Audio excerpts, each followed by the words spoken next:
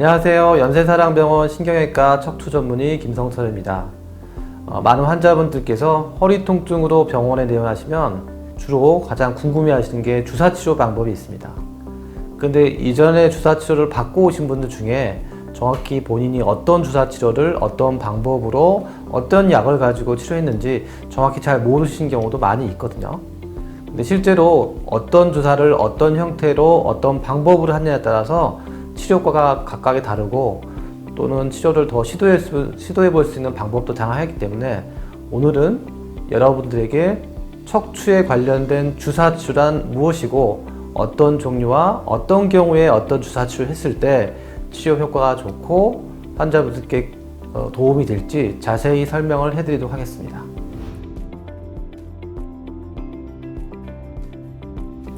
수술을 제외하고 우리가 이제 약물요법이라든가 물리치료, 그리고 주사요법 이런 식으로 환자분들의 불편함, 통증을 없애게 하는 방법 여러 가지 방법이 있는데요. 염증을 가라앉히기 위해서 주사요법을 많이 사용합니다. 근데 이 주사요법이 워낙에 부위에 따라 다양하기도 하고 방법도 다르고 하는 법에 따라서 치료 효과도 다르게 되어 있거든요. 근데 이제 환자분들 같은 경우에는 다른 병원에서 다른 곳에서 다른 방법으로서 어떤 치료를 해봤는데 실제로 그 방법이 정확하게 어느 부위에 어떤 식으로 어떤 약물을 넣는지는 정확히 모르고 있는 경우도 많으시거든요. 그런데 우리가 이제 주사요법을 쓸 때 주로 쓰는 약 중에 우리 보통 뼈주사라고 해가지고 스테로이드를 이용한 주사치료도 허리 쪽에도 있거든요.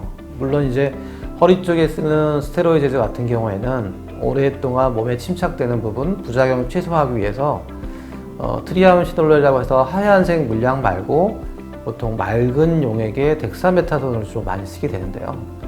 어쨌든 그런 약이라 하더라도 우리가 일시적으로 치료하는 건 괜찮긴 한데 그 부분 때문에 계속해서 지속적으로 병원을 옮겨 다니면서 많은 주사를 하거나 다른 정보 없이 남용을 하게 되면 우리가 공통적으로 보통은 이제 뼈 쪽이 약해진다든가 콩팥이라든가 부종이라든가 주사 부위 쪽으로 염증이라든가 이렇게 다양하게 생길 수 있는 부작용이나 합병증에 노출될 수가 있거든요. 그래서 우리가 환자분들한테는 오늘은 어떤 주사하고 어떤 형태의 진행을 하게 되며 어떤 치료 효과가 있습니다 라고 보통 말씀을 드리는데요.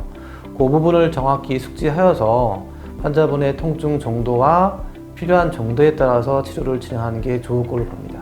주사의 형태는 가장 흔한 게 신경차단 수작에서 염증이 발생한 신경 뿌리 쪽으로 약물을 주입하는 방법이 한 가지가 있고, 두 번째로는 디스크라든가 관절 자체에 염증이 있었을 때는 후관절 주사, 그 다음에 근육이라든가 근막 쪽 이런 부분 쪽에 염증이라든가 압통이 있었을 때는 압통점 주사, 그 다음에 약해진 인대 부분이라든가 손상된 인대 조직의 강화를 위해서는 인대 강화 주사 등이 있습니다. 이렇게 이제 형태라든가 용액에 따라서 환자분의 증상에 따라서 주사요법도 다양하게 있기 때문에 본인이 어떤 주사치료를 했고 어떤 의미로 주사치료를 하는지에 대해서 정확하게 알고 다음 과정을 진행하실 필요가 좀 있습니다.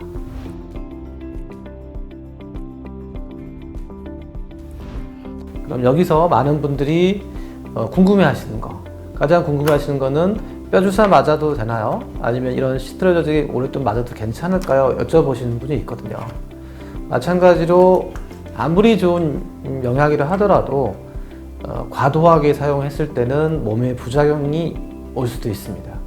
가장 흔한 부작용 중에 골다공증이라든가 골 밀도가 떨어지는 거, 그런 부분이 장기적인 부작용으로 있을 수 있는데요. 그런데 이 주사요법이라고 하는 거는 사실은 국소적으로 특정한 부분의 염증을 줄이기 위한 방법이다 보니까 먹는 약에 비하게 되면 실제로 골 밀도에 영향을 끼치는 부분이 미미하긴 합니다. 대신 이제 장기적으로 주기적으로 오랫동안 주사를 맞았을 경우에는 이 몸 자체로 보게 되면 전신 반응이 생겨서 콩팥 부분이라든가 신장 기능이라든가 뼈 부분 쪽, 그 다음에 간 수치, 그 다음에 혈관 부분 쪽에 이상 반응이 오실 수가 있습니다. 그래서 주사 치료를 받았을 때는 정확히 전문의 선생님들하고 상의를 하셔야 되고, 병원을 옮기셔서 다른 병원 쪽에서 맞으셨을 때는 관절 쪽에는 몇 번의 주사, 마지막으로는 언제 맞으셨고, 허리 쪽에는 몇 번의 주사, 마지막으로는 언제 맞으셨고, 최근의 치료는 이런 방법을 했다는 것을 다른 새로 만나신 의료진에게 정확하게 말씀해 주셔야 큰 부작용 없이 빠른 통증 완화를 하고 일상생활에 복귀하게끔 도와드릴 수가 있을 것 같습니다.